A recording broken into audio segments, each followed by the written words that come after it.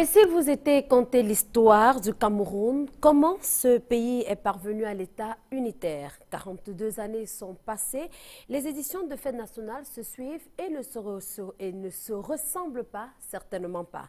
Si pour cette année, Cameroun Tribune constate que l'armée et la nation font chemin ensemble dans le cercle de l'unité, mutation, le jour, la nouvelle expression, ouest littoral ou encore le messager, estime que l'armée a du mal à rassurer la nation, elle qui est soumise à rude épreuve, celle de Boko Haram depuis quelque temps. Ces journaux ont expliqué comment le dispositif sécuritaire a été renforcé le 20 mai dernier dans les 10 régions du Cameroun, sinon presque. Aurait-il pu en être autrement avec le contexte actuel? N'est-ce pas ce contexte qui a également poussé le président tchadien à effectuer une visite au Cameroun? Idriss Déby a évoqué la secte islamiste, appelant à la mutualisation des efforts pour faire face à Boko Haram.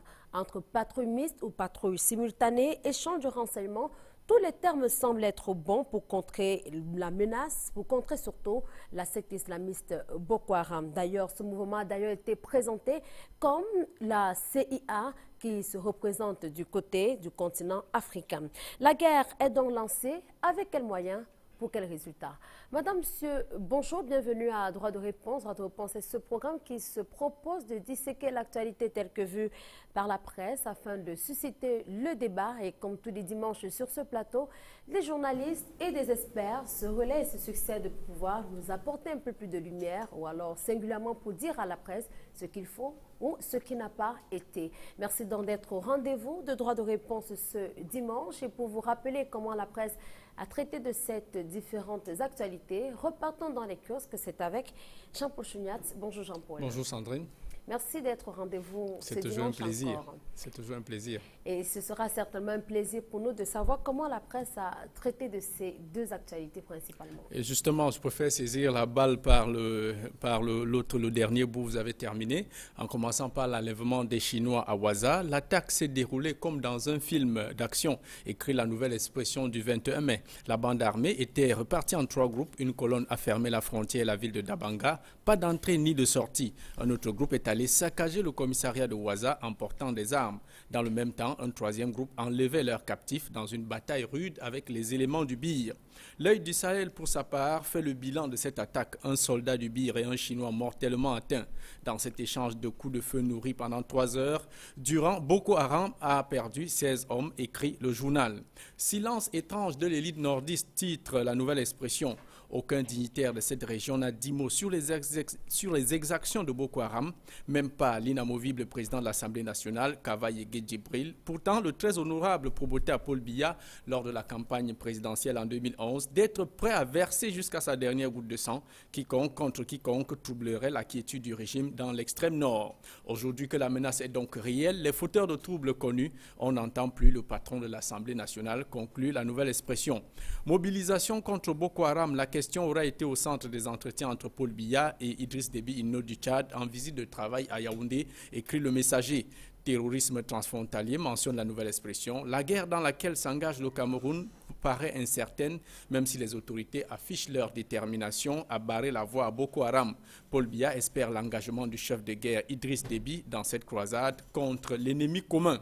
Parlons à présent de la fête nationale de l'unité. Le fête nationale de l'unité, donc sous haute sécurité, écrit mutation. Toutes les places des fêtes aux 4 coins du pays étaient minées par des militaires lourdement armés. Les autorités locales qui redoutaient une attaque de Boko Haram. 20 mai, exhibition des forces de l'ordre, le spectacle.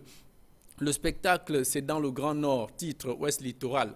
On se serait attendu à une mobilisation des troupes dans le Nord, mais tout l'arsenal de guerre et les troupes ont été concentrés à Yaoundé à coups de milliards de francs CFA pour la gloire d'un homme et son épouse, écrit Ouest Littoral.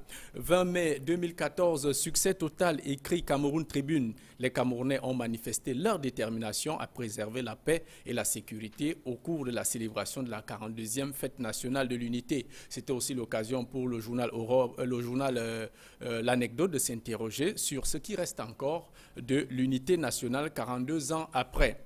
Restons toujours autour de ces fêtes nationales avec la psychose qui a donc prévalu durant la célébration de ce 42e anniversaire. Tous les journaux relèvent cette psychose qui sévit au Cameroun, amenant même les forces de l'ordre à interpeller tout suspect. 24 immigrés clandestins ouest-africains en détention à Bafoussam, tout comme 80 élèves dans une école coranique suspectés ont été arrêtés à Garoua. À ce propos, une note d'humour pour le journal Ouest Littoral qui indique que même le ministre de la Communication, Issa Chiroma Bakari, bien connu pour bien reconnu pour sa barbiche et sa moustache, il a été obligé de s'en débarrasser de peur d'être confondu à Boko Haram. C'est une note d'humour qu'on peut jeter un coup d'œil dans le journal Ouest Littoral. Voilà, Sandrine, pour ce qui est de ces deux actualités dont vous avez relevé, même si encore on a un peu déploré le fait que apparemment les crimes rituels sont de retour à Yaoundé avec deux autres femmes qui ont été assassinées dans ce quartier. Eh bien, des crimes rituels, l'ami Moman, on se demande si c'est le retour. Peut-être qu'à une autre occasion de droit de réponse, on reparlera du retour ou non de ces crimes rituels,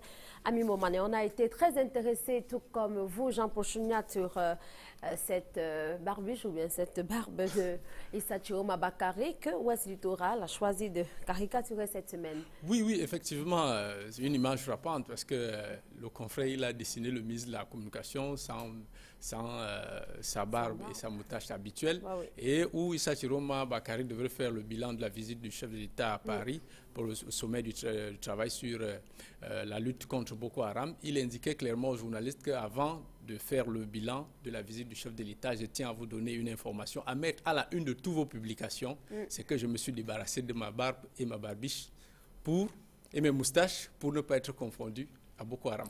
C'est une lecture faite par Ouest Littoral. Merci à vous, Jean-Paul Chouniat. On va se retrouver dimanche prochain. Faisons à présent connaissance avec nos invités ce dimanche, avec nous pour cette édition de Droit de réponse. Edmond Kamgia, bonjour. Bonjour Sandrine, bonjour à tous les téléspectateurs. Merci d'avoir accepté cette invitation. Je signale que vous êtes journaliste, vous travaillez pour la Nouvelle Expresso et vous vous intéressez beaucoup à l'actualité internationale, aussi bien que nationale tout de même. Effectivement, c'est la rubrique, le service dans lequel je m'emploie le plus dans l'analyse de l'actualité. Très bien. Merci donc à vous d'être là. Bonjour également à Suzanne Kalalobé. Bonjour Suzanne. Bonjour. Merci d'être au rendez-vous ce dimanche. On a bien compris le sourire de Massou ce dimanche. Bonjour également à vous Rodrigue Chokodieu et bon retour sur ce plateau. Merci. Bonjour à Sandrine, bonjour aux copanélistes et naturellement à tous les téléspectateurs. Vous êtes journaliste et je signale que vous venez de publier un ouvrage intitulé « L'armée tchadienne, bouclier d'Afrique ». Et c'est peut-être pour permettre de comprendre avec la visite cette semaine au Cameroun du président Idriss Déby. Peut-être avec vous, on comprendra davantage, vous qui avez séjourné ces derniers temps dans ce pays voisin. Je le souhaite. C'était l'objectif au moment où je me suis lancé dans cette aventure, d'écrire ce livre pour parler, présenter de l'armée tchadienne, mais profiter de cette armée-là pour dessiner les contours de la mutualisation des forces dont on parle aujourd'hui, pour mettre ce pays une force de paix et de sécurité à réaction rapide en Afrique centrale, tout au moins, en présentant effectivement le fait que les moyens humains existaient déjà, ils existent également aujourd'hui, et que les moyens financiers ont toujours existé. Donc pour moi, je ne voyais pas de problème, et que ces chefs d'État aujourd'hui commencent à se parler. Nous l'avions dit il y a pratiquement 1 an et demi, donc que nous soyons rejoints aujourd'hui montre effectivement que c'est là la solution. Donc j'espère qu'au cours de l'émission, on aura l'occasion de revenir là-dessus. On évoquera certainement la mutualisation des efforts, c'est bien cela le terme employé on va dire comme ça, en sortie de cette visite entre le président tchadien et le président camerounais. Bonjour et également à Grégoire Campimo, vous êtes historien, c'est bien cela? Historien géographe. Historien géographe. Avec vous, on va évoquer la fête de l'unité, certainement ses origines et comprendre la valeur à lui accorder aujourd'hui. C'est bien cela. Merci d'avoir accepté cette invitation. Eh bien, démarrons donc cette émission en évoquant la fête nationale de l'unité qui s'est célébrée le 20 mai dernier. Comment, de votre point de vue, la presse a-t-elle rendu compte de cette actualité, Suzanne Kalalobé?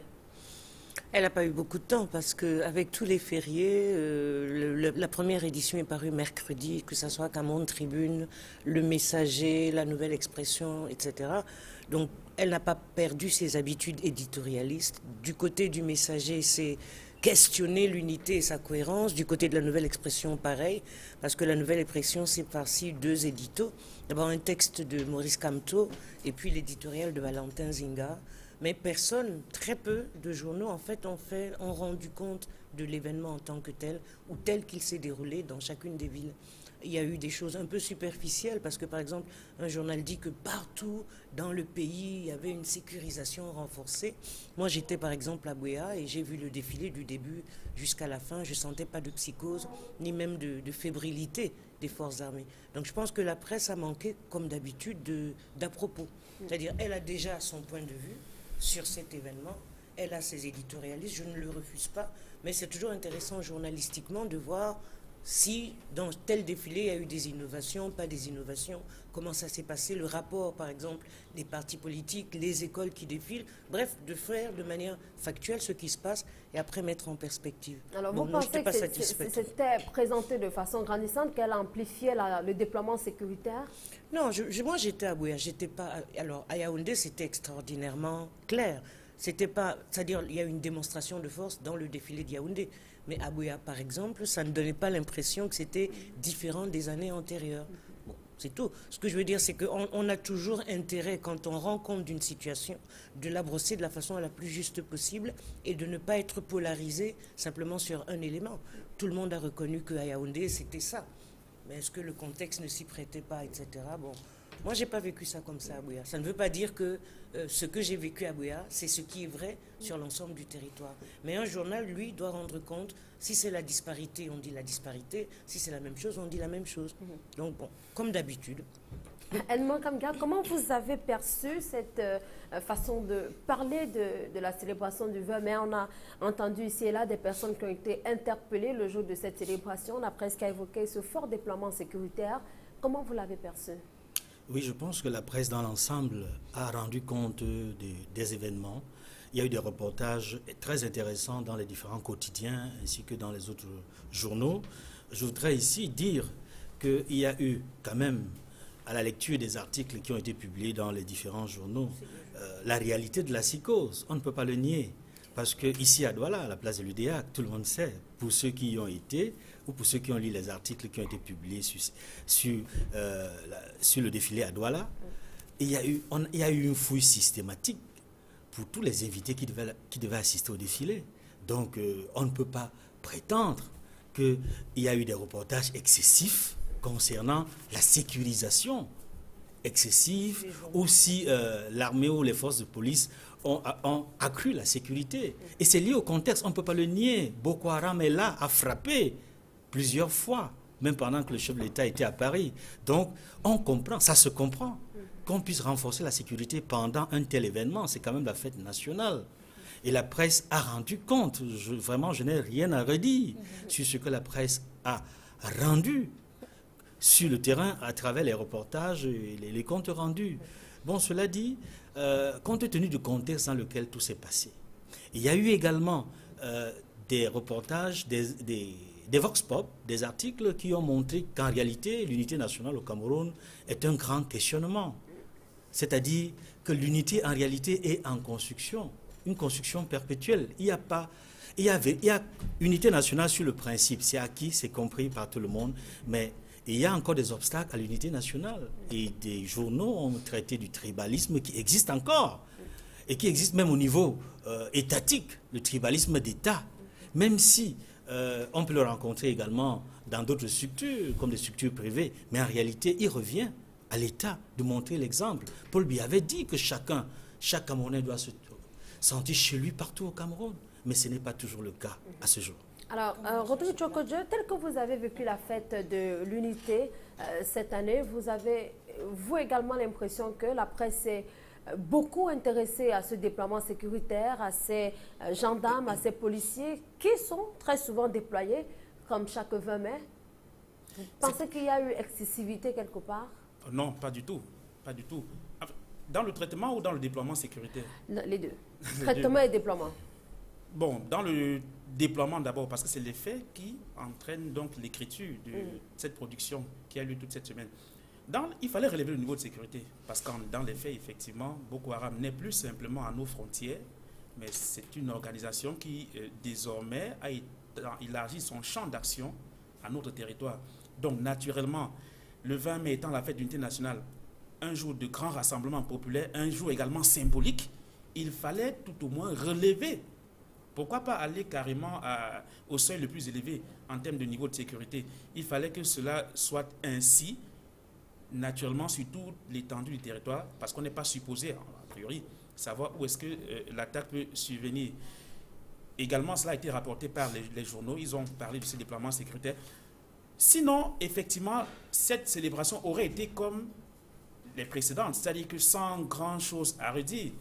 Et donc, les journaux ont rendu compte de ce déploiement-là, ont rendu compte du relèvement du niveau de sécurité, parce que plusieurs journalistes ont été questionnés, ont été, si j'utilise les termes, cuisinés ici à Douala. Et ça, également, on l'a lu dans les journaux. Ils sont passés remplis des fiches de renseignement à la sécurité militaire, ce qui ne se faisait pas avant, où ils ont, sur un document, brossé le plan de localisation de leur domicile, les numéros de téléphone, dont un certain nombre de choses auxquelles ils n'étaient pas habitués. Et cela, donc, ils l'ont dit, tout en revenant sur ce défilé dans les régions également.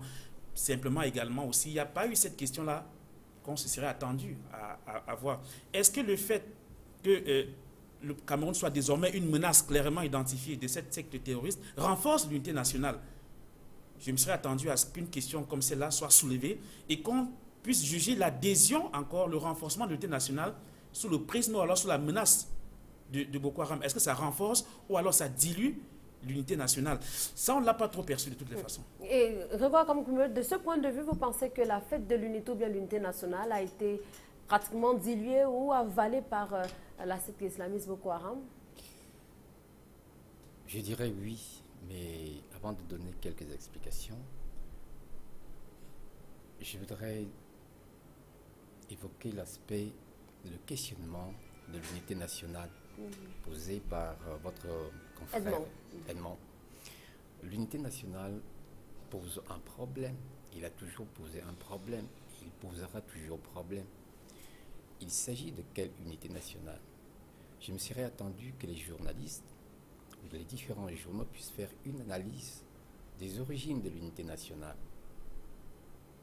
de la pertinence de l'unité nationale et de la réalité de l'unité nationale dans les trois dimensions historiques, politiques et économiques, avec des éléments qui peuvent être englobés à l'intérieur. C'est cette analyse que je n'ai pas pu trouver dans les journaux, étant donné que les journaux en réalité devraient être un prolongement dans l'édification de la conscience nationale, dans la formation de la conscience nationale et dans l'éveil de la conscience historique du pays. Parce qu'en réalité, le questionnement dont a parlé Edmond, c'est quelque chose de fondamental. Cette unité nationale que nous célébrons, est-ce une unité nationale qui renvoie à la conscience ou à la mémoire historique du Cameroun, ou bien est-ce un événement suite à un jeu politique d'un groupe ou d'un individu qui a voulu effacer les traces de l'histoire de notre pays pour pouvoir s'accaparer et s'imposer comme un élément clé de cette histoire? Voilà des questions auxquelles je me serais attendu que les journalistes puissent évoquer, puisque en réalité, cette unité nationale, si je tiens compte de ce qui se passe à l'intérieur des programmes d'enseignement au niveau du secondaire comme au niveau du supérieur, cette unité nationale n'est pas disséquée de manière historique, de manière profonde, intellectuelle, rationnelle, comme il se devrait, de telle manière que, en réalité, le problème de l'unité nationale, que nous semblons accepter tout de go, que c'est quelque chose de naturel, de vital. Ce problème de l'unité nationale, c'est un problème qu'il faudrait réétudier, revoir. Mais à qui la faute si cela n'est pas suffisamment disséqué dans les écoles, si l'unité nationale n'est pas suffisamment enseignée, que ce soit au niveau du primaire, du secondaire ou encore du supérieur? À qui la faute en ce moment-là? Je ne peux pas imputer la faute aux enseignants. C'est le politique qui détermine. Mais il faut savoir ceci. L'élément clé dans cette histoire, c'est le travail des intellectuels, c'est le travail des historiens, c'est le travail des journalistes. Ce n'est pas seulement un problème qui devrait être renvoyé dans un seul camp. Parce que nous célébrons l'unité nationale. Et nous célébrons l'unité nationale comme si l'unité nationale restait une date exceptionnelle, vitale dans notre histoire. Il y a des dates plus importantes que celle-là et que nous avons occultées.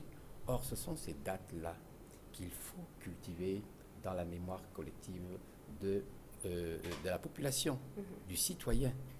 Et quand on va entrer dans les détails, on pourra peut-être donner quelques détails dans la perception politique de la fête nationale.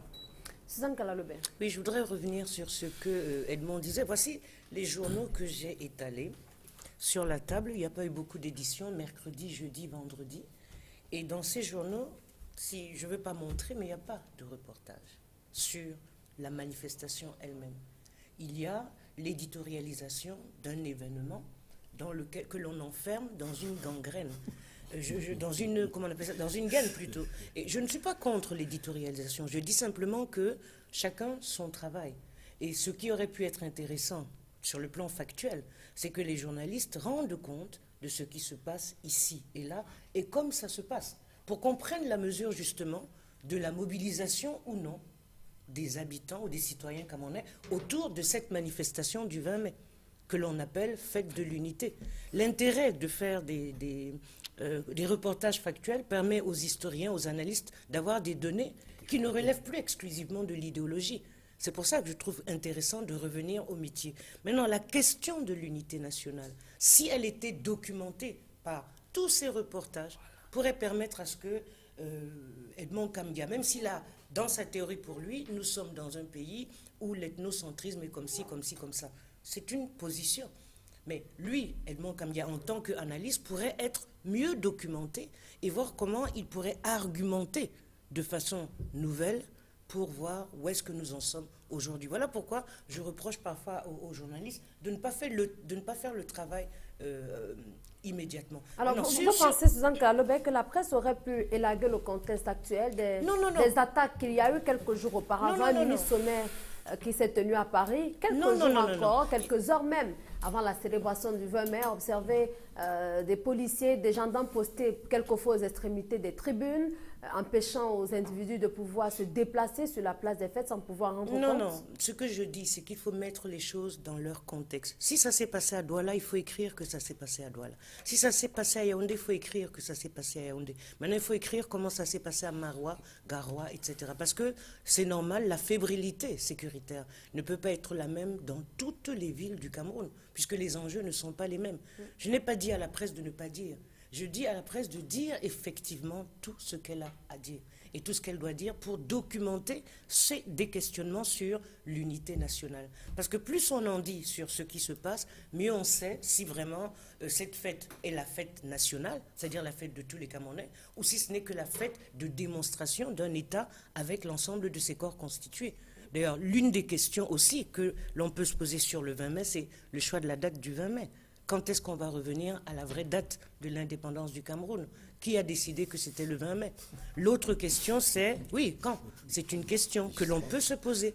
Maintenant, l'autre question, c'est un défilé d'une fête nationale doit-il être réductible à la démonstration des défilés des corps constitués, c'est-à-dire les écoles, l'armée, la gendarmerie, la police et les partis politiques? Est-ce que la nation est réductible à ces éléments-là?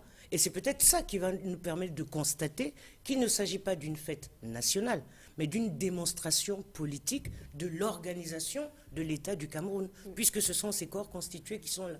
Donc il y a plein de choses qui nous échappent parfois sur une manifestation comme ça, parce qu'on est plongé dans nos propres questionnements idéologiques et dans la grande démonstration. Mais rien que le seul fait qu'il y ait les écoles, la police, la gendarmerie, la marine, etc., on voit bien qu'il s'agit de la démonstration, de la technostructure de l'État camerounais aujourd'hui dirigé par le RDPC. Alors, donc, est-ce que c'est ça la fête nationale? On dit, est-ce que l'espace aurait suffi pour aborder toutes ces questions, tous ces questionnements, ou bien toutes ces interrogations entre le choix de la date du 20 mai, on a également parlé avec Suzanne tout à l'heure, de l'unité même, sa valeur, sur pourquoi les écoles, l'armée et les partis politiques? Non, l'espace aurait suffi. C'est un travail qu'on ne fait pas le jour qui a été choisi. Mais c'est un travail qui commence dès le 1er mai. Parce qu'effectivement, lorsqu'on regarde à l'analyse dans toutes les régions, lorsque passe la fête du travail le 1er mai, tout de suite, les gouverneurs organisent les réunions de préparation de la célébration. Donc, on appelle préfets, sous-préfets, les élites intérieures et extérieures. Donc, vous voyez effectivement qu'il y a une bonne période de préparation. En effet, si les journaux s'intègrent dans cette logique-là de préparer les articles aussi, de questionner effectivement cette unité nationale, sous tous ces prismes, avec toutes les questions. Pourquoi les dates? Est-ce que c'est la fête effectivement de la technostructure ou la fête du peuple? Et donc moi, je me suis focalisé uniquement sur l'aspect actualité. Est-ce que le phénomène Boko Haram nous solidifie, nous unit davantage, ou alors ça nous jette plutôt dans une certaine psychose et du coup on ne regarde plus? Donc même cette question-là n'a pas été abordée. Les journaux sont restés sur l'analyse du défilé, le déploiement sécuritaire. Il fallait également le faire, mais on avait le temps suffisant pour effectivement poser toutes ces questions-là. Edmond Kambia, vous avez l'impression que cette façon d'avoir rendu compte, d'avoir évoqué ces déploiements, est-ce que c'était de nature à entretenir ou alors à créer la psychose au sein de la nation? On ne peut pas accuser la presse de créer ou d'entretenir la psychose. Lorsqu'il y a un fait, lorsqu'il y a un phénomène, il faut le souligner, il faut le signaler. Et c'est tout ce que la presse a fait, de rendre compte de ce qui se passe, que ce soit sur le plan interne ou que ce soit sur le plan international. Et tout à l'heure, certains panélistes estimaient qu'il n'y a pas eu assez de reportages, il y a eu un peu trop d'éditoriaux. Moi, je ne voudrais pas faire le procès de la presse, parce que ce n'est pas juste. Ce n'est pas juste de faire le procès de la presse ici, dans un contexte comme celui-ci. Parce que la presse a fait son travail, rien que son travail. Il y a eu, je le maintiens, des reportages, peut-être pas assez, mais il y en a eu. Il y a eu des questionnements davantage, il y a eu des éditoriaux. Ça, je l'admets, je le reconnais. Il y a eu des éditos. Et puis, on ne peut même pas, dans un contexte comme celui-ci, ne pas questionner les faits, les événements. Lorsque Boko Haram s'invite dans une fête nationale, vous vous attendez à quoi? Que l'on traite des événements comme on les a toujours traités dans le passé? Non, ce ne serait pas juste. Ce serait même donner l'impression que les journalistes n'ont pas vraiment de la suite dans les idées. Les journalistes sont intelligents ici au Cameroun. Ils sont patriotes, ils aiment leur pays. C'est pour cela que, hormis quelques reportages, ils ont davantage mis l'accent sur ce qu'ils ont vu par rapport à ce qui préoccupe non seulement le Cameroun, le Nigeria, le Tchad, le Niger et le Bénin, c'est-à-dire la menace Boko Haram. J'espère qu'on va revenir sur cette question, mais je voudrais davantage dire un mot sur la date de la fête nationale. C'est le seul point sur lequel je suis d'accord avec Suzanne. Personnellement, je ne partage pas cette date de 20 mai. On l'a eu au terme d'un référendum qui est trop controversé par certains de nos frères de la communauté anglophone. Et je les comprends. Parce que historiquement, il y a eu ce qu'on appelle un hold-up. Et cette date de 20 mai ne correspond à rien. Parce qu'en réalité, dans la plupart des pays dans le monde, que ce soit les grands pays démocratiques ou d'autres pays qui sont moins grands, la fête nationale correspond à la fête de l'indépendance. Au Cameroun, nous avons eu 2 indépendances, ça il faut le dire. Nous avons eu une première indépendance le 1er janvier 1960 pour le Cameroun oriental, le Cameroun français. Nous avons eu une deuxième indépendance le 1er octobre 1961. Nous avons donc eu 2 indépendances. Et il aurait fallu, pour choisir une date qui soit celle de la fête nationale, que ces 2 composantes de la nation camerounaise se retrouvent et puis puissent débattre de la question et que ce ne soit pas le hold-up auquel on a assisté qui ne correspond finalement à rien. On ne peut pas donner aujourd'hui un contenu à la date du 20 mai parce que beaucoup de Camerounais ne s'y retrouvent pas. Nous sommes d'accord sur le principe de l'unité nationale, je l'ai déjà dit, mais il faudrait que l'on puisse... Mais la célébration a lieu partout? Que l'on soit à Boya, à Bamenda, à Douala ou à Yaoundé? Parce qu'on a l'habitude de le faire, parce que c'est un acquis. Mais il y a des interrogations autour qui font en sorte qu'aujourd'hui, il y a nécessité d'un grand débat national. Et ça permettrait de résoudre beaucoup de problèmes. Je pense à un des problèmes qui est cette lutte que mène le SCNC pour permettre aux deux régions anglophones de redevenir un État anglophone à côté d'un État francophone. Ne minimisez pas ce débat. Il est important parce que je peux vous dire, pour ceux qui ne le savent pas, que cette question est sur la table de l'Union africaine, qui a trouvé le dossier recevable, a même interpellé le gouvernement camerounais. C'est pour vous dire que dans ce pays, nous avons besoin de dialogue. Il y a un manque réel de dialogue politique. Il y a un manque réel de consensus sur les grandes questions nationales. Et on ne peut pas être unis tant qu'on ne dialogue pas sincèrement et de bonne foi. Il faut ce dialogue-là entre toutes les composantes de la nation.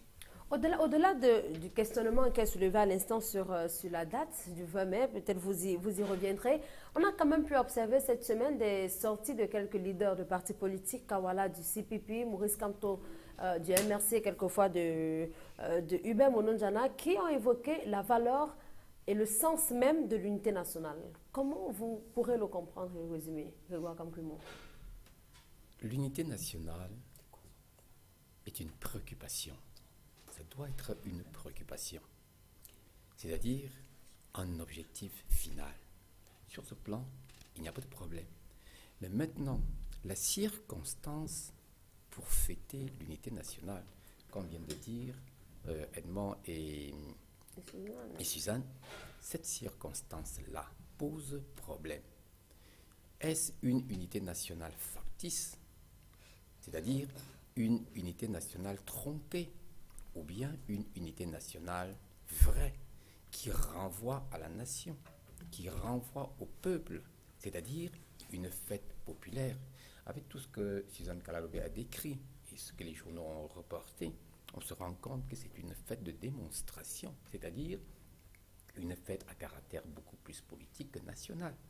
Et cette question de la date du 20 mai, moi je l'ai toujours dit, le 20 mai, comme l'a dit Edmond, ne correspond politiquement, historiquement à rien. Le 20 mai, on peut l'admettre au plan politique parce que c'est un choix politique d'un an. Mais au plan national, sur la base de l'histoire, le 20 mai ne correspond à rien. Et pour avoir une fête de 20 mai, comme il a dit, il y a deux dates. Les deux dates, le 1er janvier et le 1er octobre. Le 1er octobre a l'avantage que cette date correspond non seulement à l'indépendance d'une partie du Cameroun britannique, le Cameroun méridional, mais aussi à la réunification du Cameroun occidental avec le Cameroun oriental. Donc, une date qui fédère deux éléments. Et ces deux éléments sont vitaux. Alors, s'il fallait parler d'une fête nationale consensuelle, je crois que le 1er octobre serait une date appropriée. Et si on peut omettre le 1er octobre, il ne faut pas, absolument, comme c'est le cas actuellement, faire en sorte que la nation, le peuple, oublie la date du 1er janvier, oublie la date du 1er octobre. Parce que ce sont des événements qui se rattachent à notre patrimoine historique. Ce sont des choses qu'on ne peut pas effacer.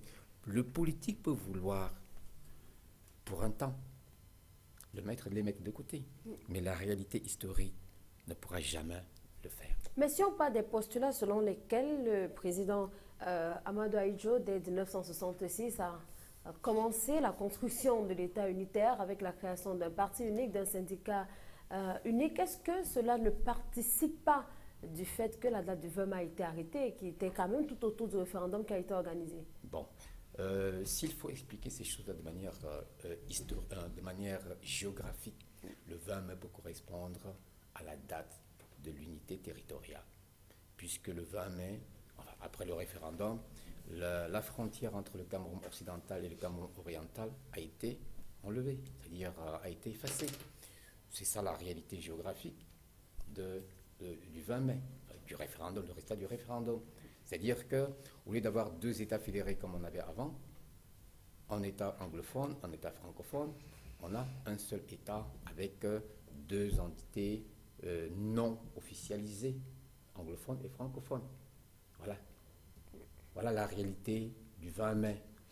Au plan géographique, on a effacé une frontière qui divisait un même peuple de traditions linguistiques différentes. Mais ça, c'est le fruit de la colonisation.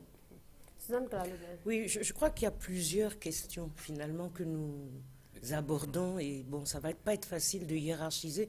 Donc si je suis un peu embrouillé, il faudra m'excuser.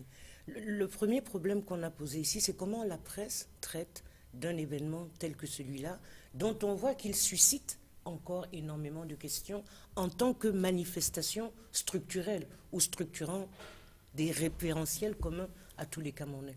Donc là encore, je reviens à la façon dont le travail peut se faire, c'est que plus la presse documente, plus, encore une fois, ça peut aider à l'élaboration d'une explication sur un problème capital.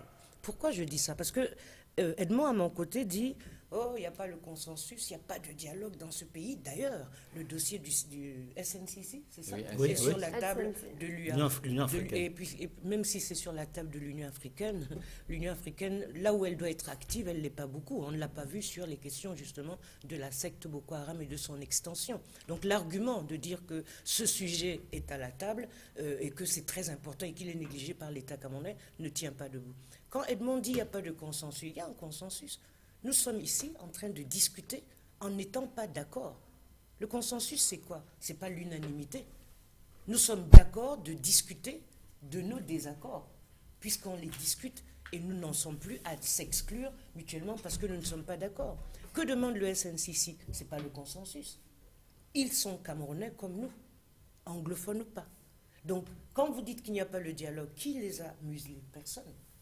Ce n'est pas parce que vous et moi, nous n'avons pas la même appréhension du problème anglophone qu'il n'y a pas de dialogue entre vous et moi. C'est ce qu'on fait ici, sur ce plateau. C'est ce dont on discute. Donc je crois qu'il ne faut pas qu'on donne simplement une caractérisation au mot là où il n'y en a pas. La dernière chose que je voudrais dire, parce que je pourrais rester 10 heures à parler tant je trouve que le sujet est important, c'est de suggérer qu'on revienne à cette question de l'unité nationale. Chacun de nous en a une représentation. Chacun de nous en a une projection, chacun de nous en a des convictions. Et peut-être que pour que le 20 mai serve au moins à quelque chose, ça peut être le moment où on alimente le débat sur le concept même. Parce que tout à l'heure, j'ai entendu Edmond, encore lui, parce qu'il est mon voisin de droite, mais c'est le plus actif pour défendre le fait qu'il y aurait l'ethnocentrisme, aussi bien au niveau de l'État que dans le secteur privé, que le tribalisme gangrène notre société. C'est vrai que le tribalisme paralyse. Mais ce qui paralyse le plus, c'est l'hypocrisie autour de la question tribale. Parce que je crois qu'il y a une hypocrisie et un discours réservé. On considère que l'ethnocentrisme, c'est simplement l'État. C'est-à-dire le pouvoir boulouki aujourd'hui accapare l'ensemble de la technostructure. Et on ignore complètement l'organisation tribale et structurante de la société camerounaise. Mais même ça, ça ne met pas en danger l'unité nationale. On a beau dire, oh, les Bamlékans ont fait comme ça, les Sawa ont fait comme ça, on n'arrive pas à se déchirer entre nous. Alors, il y a quelque chose sur lequel il faut qu'on revienne. Comment nous arrivons à nous sentir tous Camerounais? Qu'est-ce qui s'est passé pour qu'on se sente Camerounais dans le réel? Pourquoi je peux m'asseoir à côté d'Edmond Kamgia, je regarde Sandrine Yamga, je regarde Chokodjo et que je ne me sente pas isolé? Donc, c'est autant de questions réelles sur lesquelles il faut qu'on revienne si on a un peu de temps. Alors, Rodrigue Chokodjo. Oui.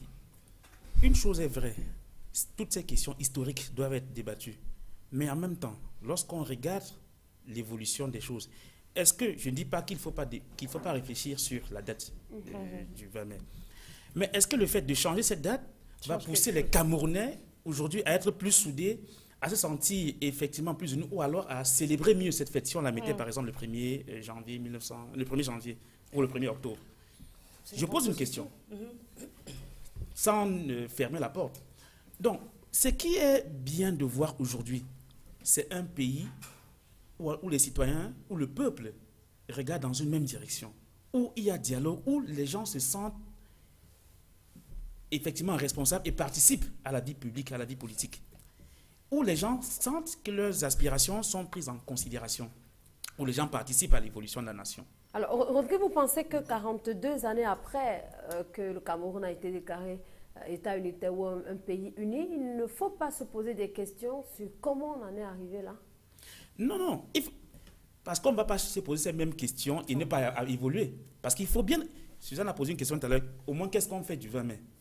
Et la question fondamentale, c'est où est-ce qu'on va? Si vous avez des gens qui considèrent, et j'en ai rencontré énormément dans mon périple, pour eux, le 20 mai, toutes les dates là ne leur disent absolument rien. Et ils sont nombreux. Ce serait une grave erreur de ne pas prendre en compte leur point de vue. Pour eux, ils ne se sentent plus... Ils sont Camerounais, mais ils ne sentent plus cette protection-là du fait d'être Camerounais. Pour eux, vraiment, ils auraient pu être Togolais. Ça n'aurait rien changé dans leur situation. Et je vous dis qu'ils sont de plus en plus nombreux.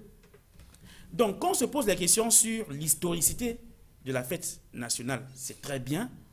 Mais je pense qu'il faudrait davantage également se poser la question sur le ciment même de cette unité nationale. Qu'est-ce qui peut aujourd'hui davantage nous souder lorsqu'on sait aujourd'hui que les jeunes sont plus nombreux? Si on ramène cette date au 1er janvier, je ne suis pas contre que ça représente quelque chose. Mais est-ce que le jeune aujourd'hui qui ne se sent pas... Qu'est-ce que ça va fondamentalement changer dans sa perception de sa citoyenneté camerounaise? Est-ce qu'il participe à la vie publique? Est-ce que lorsqu'il s'exprime, il est écouté? Quelqu'un a parlé de dialogue tout à l'heure. Est-ce que ces revendications, c'est vrai que ce n'est pas l'unanimité, mais est-ce que tout au moins, il a l'impression qu'il y a même un semblant de dialogue qui est ouvert, où on peut l'écouter, où il peut émettre des idées, où on se soucie de lui, et pas simplement que parce qu'il y a une menace, des gens se protègent, eux, et lui, bas peuple, il est jeté comme ça. Et vous dites qu'ils sont de plus en plus nombreux. Donc, réfléchissons sur la date, mais davantage, réfléchissons sur comment nous souder, comment nous unir, comment cimenter, effectivement, le fait qu'on soit bamileke, on soit bassama, on ne se déchire pas, mais davantage comment, effectivement, renforcer encore ces liens. L'unité nationale, aujourd'hui, telle qu'elle est présentée par vous et même par les autres panélistes, vous pensez qu'au fil des années, elle se heurte à ce que les uns et les autres ont appelé équilibre régional, tribalisme, endocentrisme et tout cela? C'est le politique qui voudrait qu'on en arrive là. Et c'est là une très grande faute du politique. Parce que ce sentiment national devrait se fonder sur des choses réelles. Mon vis-à-vis vient de parler de la date. Je pense qu'il y a une pédagogie de la date. Lorsque on choisit ou lorsqu'on parle du 1er janvier, il s'agit d'un événement qui fait suite à un effort, à un sacrifice, non seulement de certains leaders, mais aussi d'une partie de la population, c'est-à-dire une lutte avec, au bout de compte, une alliance de sang. Ça, c'est capital. C'est un enseignement que les jeunes devraient apprendre, que cette date correspond à l'effort d'un certain nombre de personnes qui se sont sacrifiées pour que le pays accède à une certaine évolution politique au plan national et au plan international. Le 1er octobre correspond également, fait suite à cet engagement, à la seule différence que le cheminement n'est pas le même. Ce sont des événements qui doivent toujours rappeler aux autres, ceux qui viendront, que nous sommes ici parce qu'il y a eu des sacrifices, et ce sacrifice est quelque chose qu'il faut pérenniser. Si l'on oublie de cultiver cette culture de rappel historique, je pense qu'on efface dans la mémoire des citoyens de tous bords et de tout temps quelque chose qu'on devrait rappeler à tout moment. Et ce sont ces faits-là qui devraient commencer, qui devraient être la soupape de l'unité nationale, puisque ça devrait apprendre à ceux qui sont présents que pour arriver à un but, un objectif louable comme l'indépendance, comme la réunification, il faut des efforts et il faut des leaders, et pas seulement des leaders, mais une foule qui suit. Et c'est en ce moment qu'il faudrait, comme Kala Lobé a dit également, faire en sorte que la fête de l'unité nationale soit la fête populaire, pas la fête des élites ou de certains corps de métier. Oui, je voudrais dire quelque chose de très important pour élargir un peu le débat. sur l'unité nationale que nous avons commencé ici en citant Nelson Mandela, que j'ai eu la chance de rencontrer quand il est arrivé la première fois ici au Cameroun. Vous savez, dans son autobiographie, Un long chemin vers la liberté, il n'a cité que 2 pays africains qui ont servi de modèle dans sa lutte de libération. Il n'a cité que 2 partis politiques en Afrique.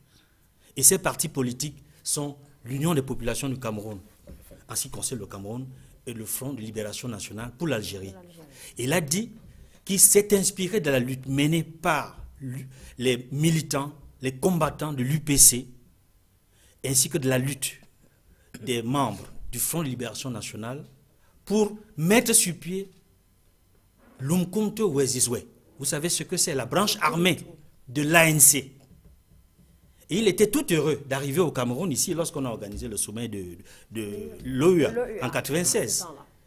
Et je me rappelle qu'il était tellement heureux qu'il a dit que toute sa vie, il rêvait d'arriver un jour au Cameroun. Parce que l'étape Cameroun n'était pas prévue dans son voyage. Il était attendu en Grande-Bretagne, qu'il a rejoint 1 heure après sa présence au sommet de l'OUA, avant de repasser 48 heures après. Pour dire que l'élément sacrifice, ceux qui sont battus, qui sont sacrifiés, qui ont perdu de leur sang, pour qu'il y ait l'indépendance dans ce pays, on devrait en tenir compte. Comme ça, je jette comme une bouteille à la mer une date qui est le 25 mai. Pourquoi? Le 25 mai 1955. Le 25 mai 1955. C'est ce jour que les combattants, les leaders et militants de l'UPC décident de descendre dans la rue contre le haut-commissaire français pour réclamer et revendiquer immédiatement l'indépendance et la réunification. Cette date-là, il faut tenir compte de ce 25 mai. Parce que l'UPC a mené dans son combat une lutte qui voulait à la fois l'indépendance et la réunification. Même si l'UPC est devenu ce que l'on sait aujourd'hui, il ne faut jamais oublier que c'est ce parti-là qui est au cœur de tout le mouvement national qui a permis au Cameroun d'avoir non seulement son indépendance et sa réunification, mais même la démocratie aujourd'hui que certains essaient de s'en approprier. Mais on peut se dire qu'on peut avoir du mal finalement à choisir une date pour célébrer l'unité nationale au Cameroun. D'abord, entre 1er octobre, 1er janvier, 25 déjà, mai. non seulement on peut avoir du mal, mais il faut se méfier des envolées lyriques des partisans UPCistes qui réduisent l'histoire du Cameroun au seul combat. Je ne suis pas militant de parti. Attendez. Je dis des partisans, je n'ai pas dit des militants, qui réduisent l'histoire du Cameroun au seul combat de Oumniobé. Et c'est pour ça, justement, que cette manifestation du 20 mai, cet événement, nous amène à interroger qu'est-ce que la nation ? Est-ce que la nation, c'est un seul tout homogène, sans différenciation, avec une pluralité de sensibilités politiques, culturelles et religieuses?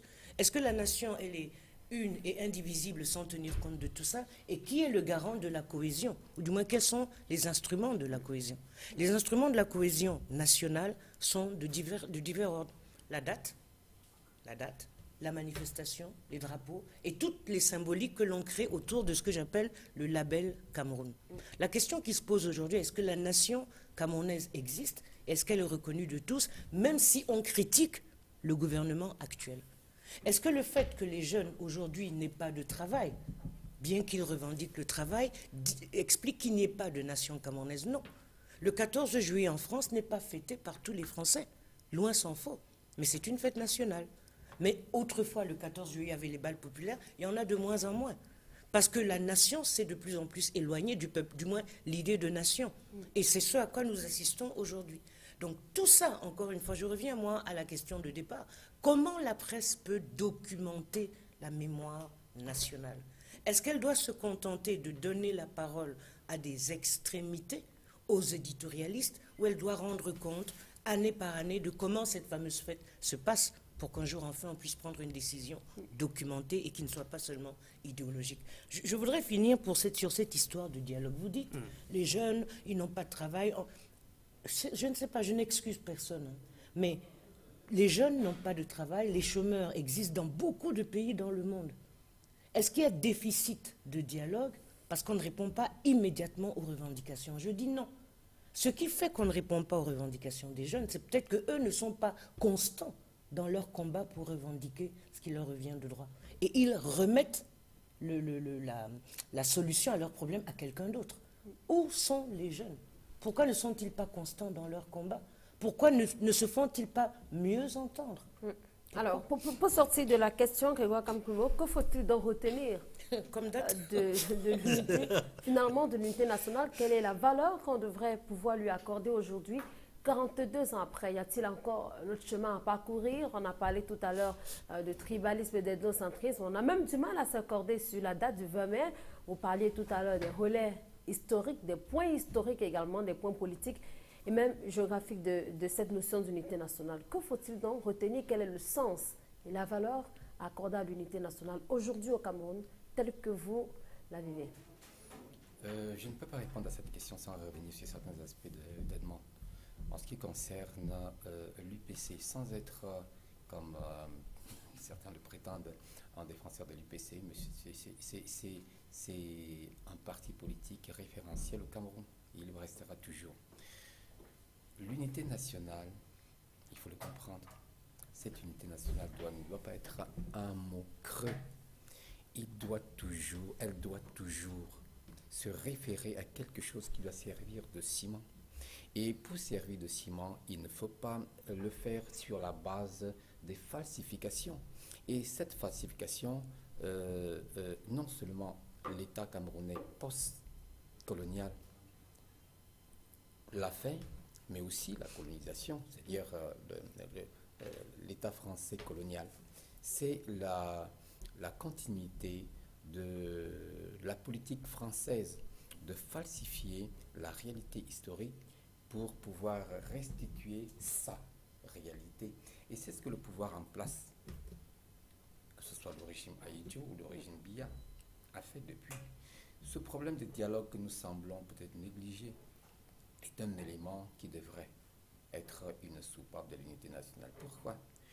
Parce que quand on prend l'évolution historique du Cameroun, la France a toujours, dans sa politique de répression et dans sa politique d'administration, méprisé de manière outrancière l'indigène, c'est-à-dire le citoyen du territoire dominé, pour la simple raison que la France a une vision beaucoup plus monarchique, c'est-à-dire pyramidale, dans l'administration des peuples, en commençant par son propre peuple. La situation française est le résultat d'une révolte populaire. La France a toujours eu du mal, jusqu'à présent, à pouvoir se distancer de ses anciennes colonies, comme l'Angleterre l'a fait, pour la simple raison que la France sait que, d'une manière ou d'une autre, sans ses colonies ou sans ses ex-colonies, elle ne serait plus ce qu'elle est. Et la perpétuation de la mauvaise méthode de gestion coloniale française dans le prolongement des gouvernements postcoloniaux, c'est cela qui crée problème et c'est cela qui frustre souvent les Camerounais en ce qui concerne une appropriation de dialogue, de concertation et d'échange véritable, c'est-à-dire sans des calculs politiques ou sans arrière-pensée, comme c'est le cas actuellement. Très bien. Non, merci. On va sortir malheureusement de cette thématique, Rodrigue Chokodieu, et on va évoquer à présent toutes les initiatives qui sont prises ici et là pour tenter de faire front face à Boko Haram. Alors, Suzanne Kalalobe, vous pensez que la presse voit Boko Haram partout, pour tout?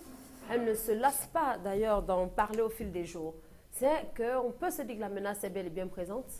Non, je pense que la presse est comme tous les citoyens camerounais aujourd'hui en face d'un phénomène qu'on a du mal à saisir et dont on considère que l'imminence du danger, qu'il y a toujours un danger imminent. À partir du moment où ce groupuscule ignoble a pu enlever 220 gamines au Nigeria, à la Barbe et au sud de tout le monde, à partir du moment où ils ont pu capturer 10 Chinois à la Barbe et au sud de tout le monde, les journalistes, les individus que sont les journalistes, commencent eux aussi d'une certaine façon à paniquer. Et ça explique pourquoi il y a pas une psychose, c'est-à-dire qu'il y a du Boko Haram, il y a du Boko Haram. La question c'est de savoir si c'est juste que nous alimentions autant nos colonnes avec Boko Haram. Et est-ce que quelque part nous ne contribuons pas à noyer la complexité du phénomène et à empêcher l'identification.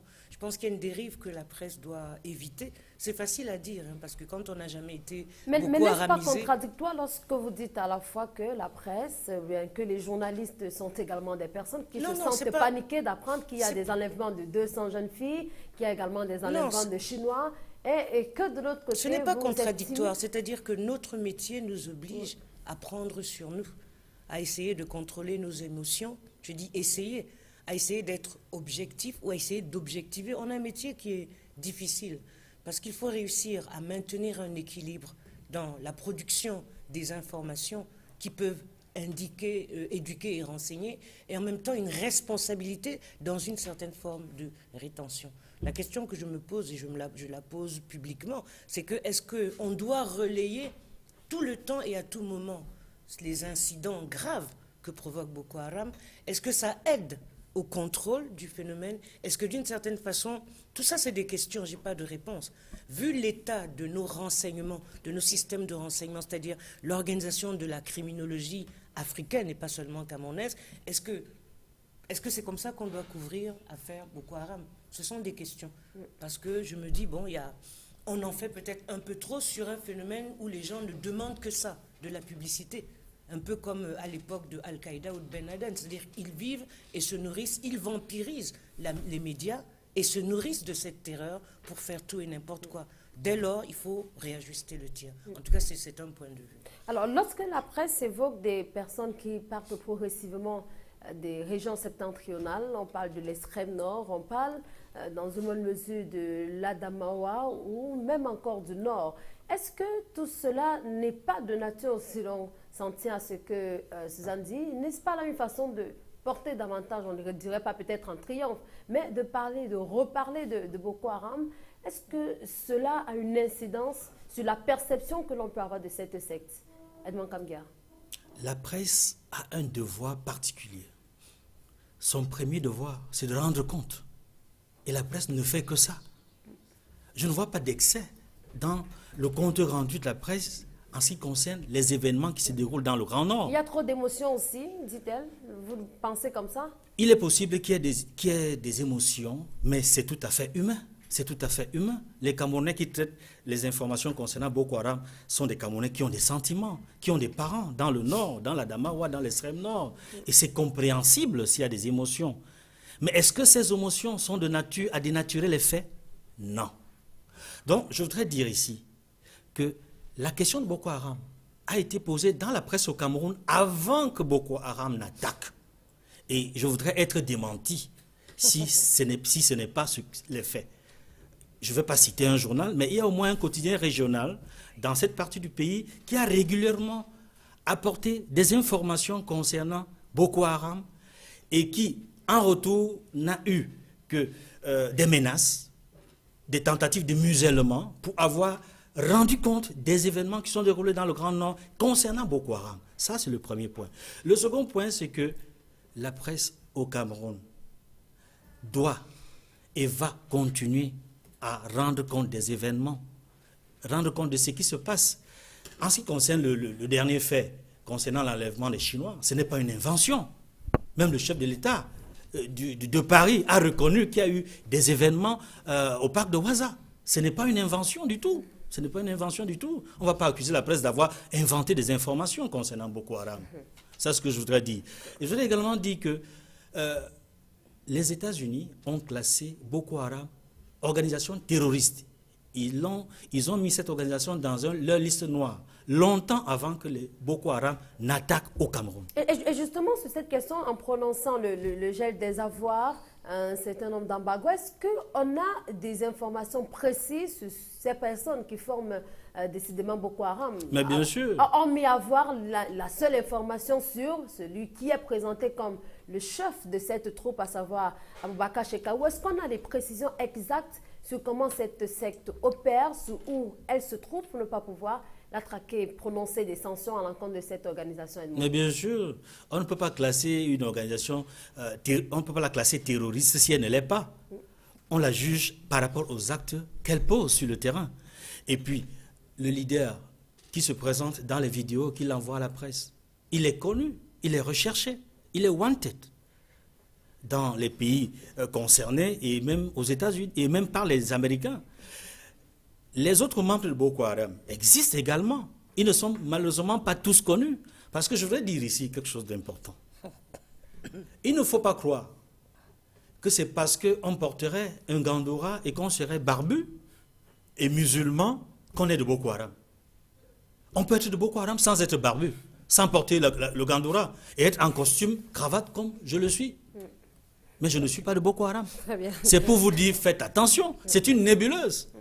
Boko Haram, c'est une organisation contre laquelle les chefs d'État qui sont réunis à Paris et dont Paul Biya et Idriss Déby se sont rencontrés récemment, doivent œuvrer, harmoniser leur point de vue pour combattre avec efficacité. Mais cette efficacité restera relative si la population de la région concernée n'est pas associée. Alors, Grégoire Kamkoumo, la presse a beaucoup rendu compte des déclarations, des résolutions même prises lors du mini-sommet de Paris, mais elle a continué à s'interroger non seulement sur le lieu de sa tenue, sur les acteurs également, et même parfois sur l'absence de ce qu'on peut appeler des acteurs de premier plan, comme l'Union africaine, tel qu'on a vu des interrogations être soulevées. Est-il compréhensible de savoir pourquoi la presse est autant intéressée à ce lieu, à ces acteurs, et s'est interrogée sur l'absence de l'Union africaine?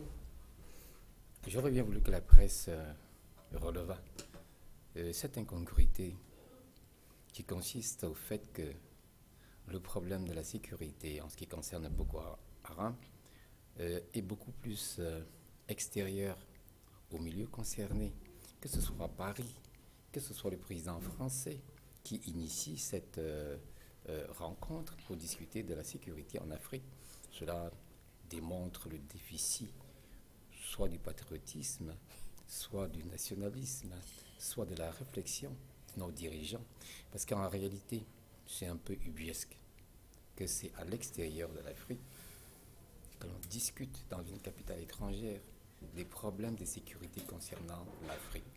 Que ce soit dans un cadre hors régional, que l'on discute d'un problème spécifique lié à une région, on eût pu programmer cette réunion soit à Yaoundé, soit à N'Djamena, soit à Addis Abeba, soit encore à Abuja, qu'on aurait compris.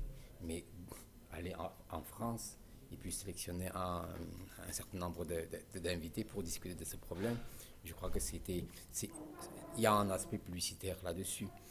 Je voudrais dire ceci. Mais la publicité pour qui? Et pour la France, naturellement. La France veut montrer qu'elle est préoccupée par la sécurité en Afrique et surtout dans un cadre qui concerne son précaré de l'Afrique centrale. Bon, même si le Nigeria est concerné dans ce cas précis. Le problème de Boko Haram, comme vient de dire Edmond, c'est un problème qui a été, je pourrais dire de manière péremptoire, un peu négligé. C'est-à-dire qu'il est incompréhensible qu'ici au Cameroun, avec le niveau de renseignement que nous disposons, avec la fiabilité des hommes de terrain que nous avons, que des menaces de ce genre puissent se répéter sans que l'État, sans que la cellule sécuritaire de tout niveau, de tout bord, puisse être au parfum et prévenir un certain nombre d'actes liés à ce comportement terroriste. Il est aussi anormal et incompréhensible que dans un pays comme le Nigeria, on puisse faire enlever 200 gamines au vu, à la barre et au su de tout le monde. Parce que cela ne peut se faire qu'avec des complicités dans l'administration, des complicités dans l'armée, des complicités dans la police, des complicités dans la gendarmerie. Comme il a dit, pour être membre ou activiste de Boko Haram, il ne faut pas être musulman. C'est-à-dire que c'est une organisation terroriste qui a des ramifications dans la société, au sein de la population. Alors, Rodrigue Djokodio, à l'occasion de la visite au Cameroun du président Idriss Déby du Tchad, la presse a présenté le Tchad, plus singulièrement le président de ce pays, comme un chef de guerre.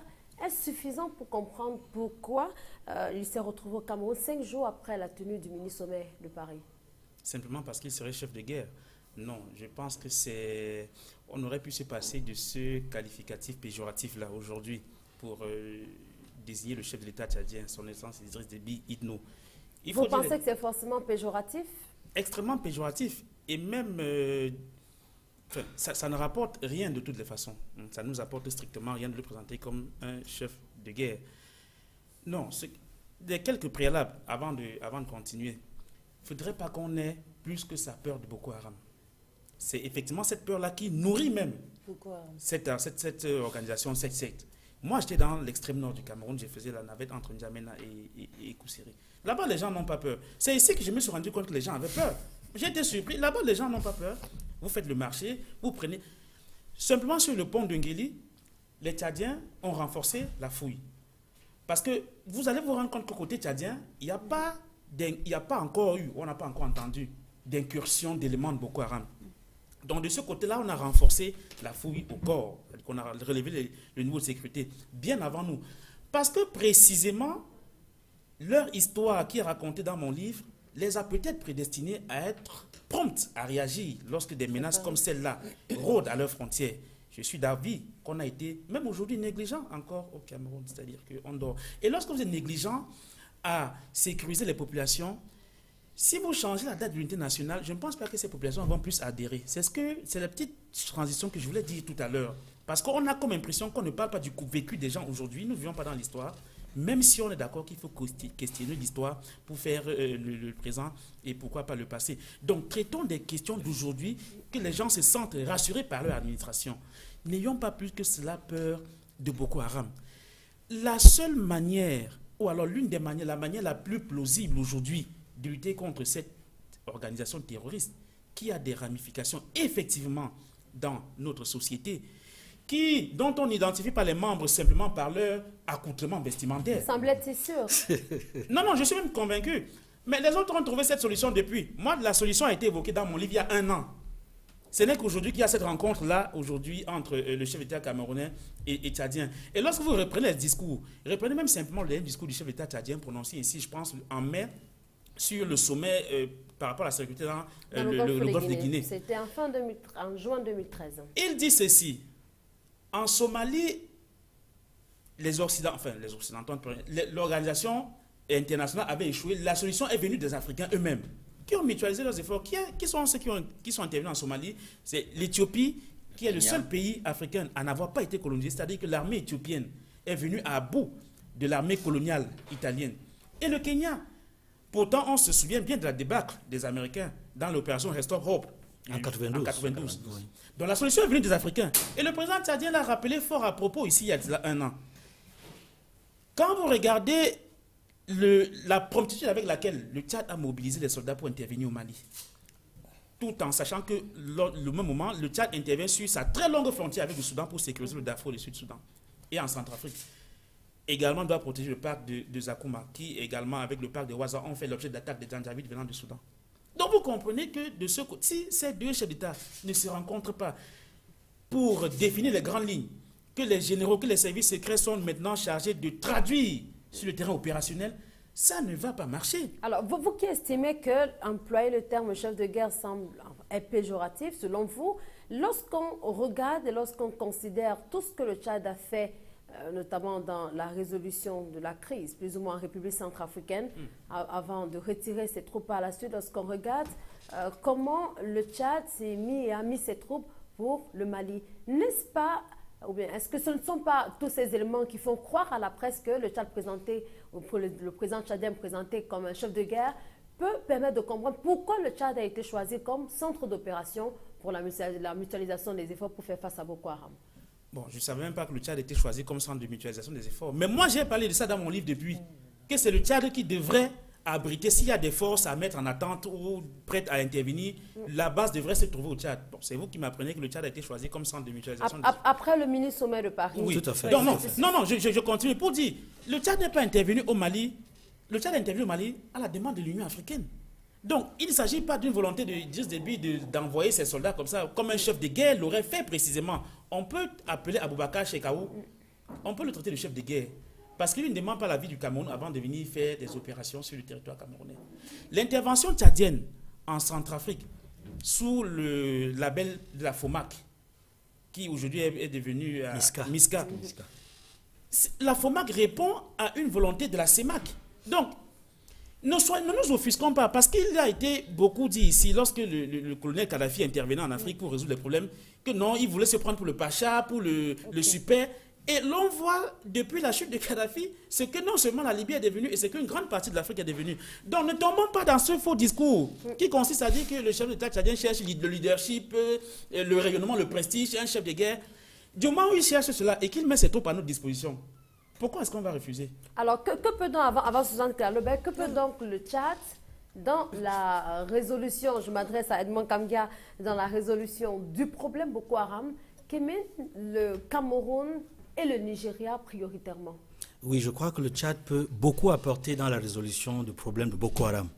Non seulement parce que le Tchad a une frontière avec le Nigeria, mais aussi parce que le Tchad a une frontière avec le Cameroun. Nous partageons même une bonne partie de cette frontière-là autour du lac Tchad, en plus du Niger. Et comme le disait tout à l'heure Rodrigue, le Tchad a une expérience. Et cette expérience a été suffisamment éprouvée au Mali, dans la lutte contre les groupes armés islamistes. Cette expérience également a été éprouvée en Centrafrique, malgré, n'est-ce pas, les exactions et les accusations présumées. Parce que je dis accusations présumées, parce que la MISCA a toujours démenti les accusations portées sur l'armée tchadienne. Et je crois que c'est une bonne chose que le chef de l'État camerounais ait reçu le président Idriss Déby, mais il ne faudrait pas que ça s'arrête, n'est-ce pas, au président tchadien. Il faudrait également que le chef de l'État camerounais rencontre ou reçoive le président Goodluck Jonathan Ebele Azikiwe du Nigeria. Parce que cette rencontre est fondamentale dans la résolution du problème. Pourquoi? D'abord parce que nous partageons une très longue frontière et parce que nous sommes, je ne vous informe pas, accusé, le Cameroun est accusé d'abriter Boko Haram. Notre ministre de la Communication a dû faire toute une déclaration pour dire que le Cameroun n'est la base arrière de personne. C'est pour vous dire que c'est très important que le chef de l'État consolide ses relations et ses points de vue avec le Tchad, mais aussi avec le Nigeria, le chef de l'État nigérian. Très bien. Suzanne Claire-Lebel. C'est dommage parce que j'ai demandé la parole tout à l'heure. Vous l'avez tout de suite. Non, c'est parce que ce que je vais dire peut sembler complètement décalé. Parce qu'il y avait 3 points sur lesquels je voulais revenir. Sur le rôle de la presse quand il y a des phénomènes comme celui-là. Parce que Edmond Kamgia semblait affirmer que la presse, elle est là pour rendre compte. Dans tous les pays du monde, on sait que ce qui alimente disons, les activités des sectes comme celle-là, c'est sa médiatisation et la surexposition. Ce qui est dangereux pour la sécurité des populations, c'est le fait de banaliser ce genre d'activité. Et rendre compte à plusieurs dangers. On finit par banaliser ou par fantasmer et donc par provoquer la peur quand le phénomène n'est pas à côté de nous. De ce point de vue, la presse doit mesurer ce qu'elle fait. La deuxième chose que je voulais dire, c'est le statut même de Boko Haram. Edmond Kamgia semble être totalement sûr que Boko Haram n'est pas une secte intégriste et que même lui pourrait être un Boko Haram. Non. Il faut, et c'est justement l'une des difficultés actuelles, c'est de localiser qu'est-ce qui alimente Boko Haram. Ça a été pareil que l'histoire de Al-Qaïda. On a mis du temps. Et bien qu'on ait su, finalement, qu'on ait arrêté Ben Laden, le phénomène du développement de l'intégrisme sanguinaire ne s'est pas terminé.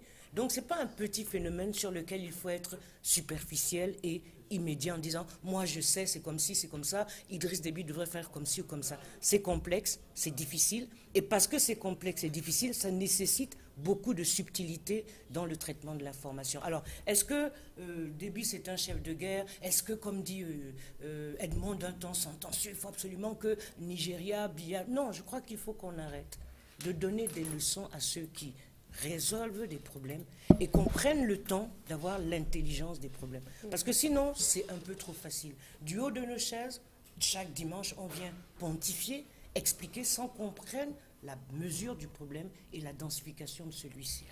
Grégoire Kamkumo, en plus du Tchad qui est arrivé au Cameroun, la Grande-Bretagne se propose également d'aider le Cameroun pour faire face à la menace, ou plus singulièrement à la secte Boko Haram. Que pensez-vous de tous ces efforts, de toutes ces coordinations, ces coopérations qui sont évoquées pour faire face à cette secte? Je me réjouis que l'Angleterre puisse proposer sa bonne volonté, mais je me méfie beaucoup de ces apports extérieurs. Et j'aurais souhaité, comme viennent de dire mes deux vis-à-vis, que l'accent soit mis sur l'intelligence africaine, les acteurs africains. Qu'on se souvienne, si le problème malien avait été laissé entre les mains des Africains, actuellement, les difficultés que le gouvernement central de Bamako a pour contrôler le nord avec le MNLA. Ce problème n'existerait pas. La France a volontairement, tout à fait. La France a volontairement bloqué l'armée africaine. La France a volontairement bloqué l'armée africaine de conquérir tout le nord du Mali. Et la France l'a fait à dessein. Pourquoi? Parce que la France a voulu qu'il y ait au nord du Mali un élément clé pour sa politique à l'intérieur de l'Afrique francophone et utiliser cela comme une épée de Damoclès pour faire un chantage. Un élément déstabilisateur. Pour faire un chantage au niveau du gouvernement de Bamako. Et justement, les Maliens n'ont pas été contents. Les Africains n'ont pas pu réagir comme ils se devaient parce qu'ils devaient passer outre. Et naturellement, l'ONU, comme c'est toujours le cas, l'ONU a joué la partition de la France. Et la situation qui est actuelle est une situation prévisible que des gens ont dénoncée, mais que la France a voulu que ça se perpétue. C'est la raison pour laquelle, comme je l'ai dit tout à l'heure, pour résoudre un problème africain, il est grand temps que les Africains comprennent qu'eux seuls sont les maîtres de leur destin et que la solution à leurs problèmes ne viendra jamais de l'extérieur. Je voudrais rappeler aussi une citation de Mandela. Il a dit « Tout ce qu'on peut faire pour soi, sans soi, et contre soi. » Très bien. Voilà. C'est certainement bien compris. Rodrigue Tchokodje, on a évoqué tout à l'heure ce que peut faire le Tchad pour résoudre ce problème, mais on entend également parler, à l'issue de cette visite de travail d'amitié du président tchadien, des termes qui sont évoqués, des patrouilles mises, des échanges de renseignements. Et on évoquait avec le ministre des Relations extérieures qui a accordé une interview à une radio internationale qui estime que les patrouilles mixtes ne sont pas la solution. Il faut plutôt envisager les patrouilles simultanées. Alors, que pensez-vous de tous ces termes qui sont utilisés pour faire face encore à Boko Haram? Oui, c'est un débat qui a cours effectivement aujourd'hui. Est-ce qu'il faut des patrouilles mixtes? Est-ce qu'il faut des patrouilles simultanées? Ou alors, singulièrement, le droit de poursuite? Est-ce qu'une colonne de Boko Haram qui fuirait les combats, comme ça a été le cas déjà au Nigeria et qui entrerait au Cameroun, peut également être poursuivi par les Nigériens, les soldats nigérians jusqu'au Cameroun? La question s'est posée.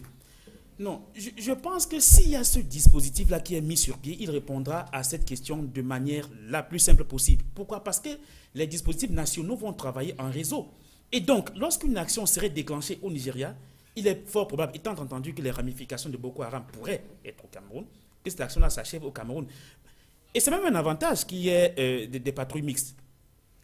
Parce que naturellement, même vous allez le voir, même lorsqu'il y a les narcotrafiquants qui sont arrêtés parfois aux États-Unis ou alors en Colombie, on fait parfois appel aux inspecteurs de ces pays-là de venir d'abord les identifier, de venir s'assurer. Parfois, ces inspecteurs-là participent dans les commissions d'enquête pour effectivement dire que oui, celui-ci c'est un tel, voici les différents codes qu'ils utilisent, voici leur langage, ils n'utilisent pas les téléphones portables.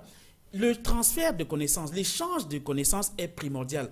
Donc, se couper de cela des patrouilles mixtes pour des raisons sécuritaires, tout au moins gardons la partie, sauf la partie opérationnelle, avoir des inspecteurs des différents pays qui interviennent de part et d'autre de la frontière et qui sont naturellement guidés, commandés par un centre opérationnel. Et lorsqu'une opération de poursuite est déclenchée, pourquoi pas on peut avoir besoin d'un coup de main. Très bien.